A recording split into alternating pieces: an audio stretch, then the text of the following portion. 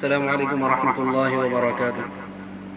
ہمارے نبی پاک صلی اللہ علیہ وسلم حسب موقع صحابہ اکرام رضوان اللہ علیہم اجمعین کو اپنی قیمتی نصیحتیں کرتے رہے۔ ان میں سے کچھ نصیحتوں کا ذکر ہم یہاں کر رہے ہیں اور ہم سب انشاءاللہ عمل کرنے کی نیت سے سنیں گے اور اس پر عمل کریں گے تو انشاءاللہ بہت زیادہ فائدہ ہوگا۔ حضرت ابو ذر رضی اللہ عنہ فرماتے ہیں کہ میں نے عرض کیا یا رسول اللہ، حضرت ابراہیم علیہ السلام کے صحیفے کیا تھے؟ آپ صلی اللہ علیہ وسلم نے فرمایا ان صحیفوں میں صرف مثالیں اور نصیحتیں تھیں۔ اے مسلط ہونے والے بادشاہ، جسے آزمائش میں ڈالا جا چکا ہے اور جو دھوکے میں پڑا ہوا ہے، میں نے تجھے اس لیے نہیں بھیجا تھا کہ تو جمع کر کے دنیا کے ڈھیر لگا لے، میں نے تو تجھے اس لیے بھیجا تھا کہ کسی مظلوم کی بددعا کو میرے پاس آنے نہ دے، کیونکہ جب کسی مظلوم کی بددعا میرے پاس پہنچ جاتی ہے تو پھر میں اسے رد نہیں کرتا، چاہے وہ مظلوم کافر ہی کیوں نہ ہو، اور جب تک عقل مند آدمی کی عقل مغلوب نہ ہو جائے اس وقت تک اسے چاہیے کہ وہ اپنے اوقات کی تقسیم کرے۔ کچھ وقت اپنے رب سے راز و نیاز کی باتیں کرنے کے لیے ہونا چاہیے، کچھ وقت اپنے نفس کے محاسبے کے لیے ہونا چاہیے، کچھ وقت اللہ تعالیٰ کی کاریگری اور اس کی مخلوقات میں غور و فکر کرنے کے لیے ہونا چاہیے، اور کچھ وقت کھانے پینے کی ضروریات کے لیے فارغ ہونا چاہیے۔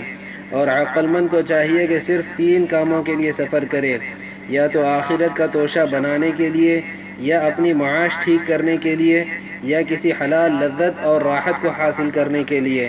اور عقل مند کو چاہیے کہ وہ اپنے زمانے کے حالات پر نگاہ رکھے اور اپنی حالت کی طرف متوجہ رہے اور اپنی زبان کی حفاظت کرے، اور جو بھی اپنی گفتگو کا اپنے عمل سے محاسبہ کرے گا وہ کوئی بیکار بات نہیں کرے گا بلکہ صرف مقصد کی بات کرے گا۔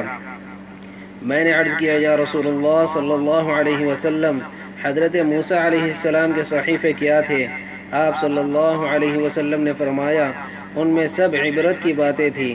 مثلا ان میں یہ مضمون بھی تھا کہ مجھے اس آدمی پر تعجب ہے جسے موت کا یقین ہے اور وہ پھر خوش ہوتا ہے، مجھے اس آدمی پر تعجب ہے جسے جہنم کا یقین ہے اور وہ پھر ہنستا ہے، مجھے اس آدمی پر تعجب ہے جسے تقدیر کا یقین ہے اور وہ پھر اپنے آپ کو بلا ضرورت تھکاتا ہے، مجھے اس آدمی پر تعجب ہے جس نے دنیا کو دیکھا اور یہ بھی دیکھا کہ دنیا آنی جانی چیز ہے، ایک جگہ رہتی نہیں، اور پھر مطمئن ہو کر اس سے دل لگاتا ہے، مجھے اس آدمی پر تعجب ہے جسے کل قیامت کے حساب و کتاب کا یقین ہے اور پھر عمل نہیں کرتا۔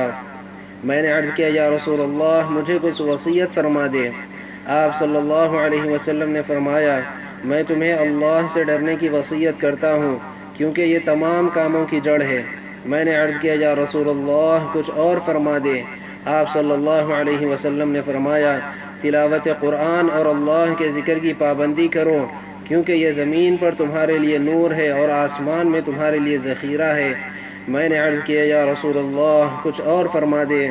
آپ صلی اللہ علیہ وسلم نے فرمایا زیادہ ہنسنے سے بچو، کیونکہ اس سے دل مردہ ہو جاتا ہے اور چہرے کا نور جاتا رہتا ہے۔ میں نے عرض کیا یا رسول اللہ، کچھ اور فرما دے۔ آپ صلی اللہ علیہ وسلم نے فرمایا جہاد کو لازم پکڑ لو، کیونکہ یہی میری امت کی رہبانیت ہے۔ میں نے عرض کیا یا رسول اللہ، کچھ اور فرما دے۔ آپ صلی اللہ علیہ وسلم نے فرمایا زیادہ دیر خاموش رہا کرو، کیونکہ اس سے شیطان دفع ہو جاتا ہے اور اس سے تمہیں دین کے کاموں میں مدد ملے گی۔ میں نے عرض کیا یا رسول اللہ، مجھے کچھ اور فرما دے۔ آپ صلی اللہ علیہ وسلم نے فرمایا مسکینوں سے محبت رکھو اور ان کے ساتھ اٹھنا بیٹھنا رکھو۔ میں نے عرض کیا یا رسول اللہ، کچھ اور فرما دے۔ آپ صلی اللہ علیہ وسلم نے فرمایا دنیاوی مال و دولت اور ساز و سامان میں ہمیشہ اپنے سے نیچے والے کو دیکھا کرو، اوپر والے کو مت دیکھا کرو، کیونکہ اس طرح کرنے سے تم اللہ کی دی ہوئی نعمتوں کو حقیر نہیں سمجھو گے۔ میں نے عرض کیا یا رسول اللہ، کچھ اور فرما دے۔ آپ صلی اللہ علیہ وسلم نے فرمایا حق بات کہو، چاہے وہ کڑوی کیوں نہ ہو۔ میں نے عرض کیا یا رسول اللہ، کچھ اور فرما دے۔ آپ صلی اللہ علیہ وسلم نے فرمایا جب تمہیں اپنے عیب معلوم ہے تو دوسروں کے عیب دیکھنے سے رک جاؤ، اور جو برے کام تم خود کرتے ہو ان کی وجہ سے دوسروں پر ناراض مت ہو، تمہیں عیب لگانے کے لیے یہ بات کافی ہے کہ تم اپنے عیبوں کو تو جانتے نہیں اور دوسروں میں عیب تلاش کر رہے ہو، اور جن حرکتوں کو خود کرتے ہو ان کی وجہ سے دوسروں پر ناراض ہوتے ہو۔ پھر حضور پاک صلی اللہ علیہ وسلم نے میرے سینے پر ہاتھ مار کر فرمایا، اے ابو ذر، حسن تدبیر کے برابر کوئی عقل مندی نہیں، اور ناجائز، مشتبہ اور نامناسب کاموں سے رکنے کے برابر کوئی تقوی نہیں، اور حسن اخلاق جیسی کوئی خاندانی شرافت نہیں۔ اللہ تعالی ہم سب کو ان باتوں پر عمل کرنے کی توفیق عطا فرمائے، آمین یا رب العالمین۔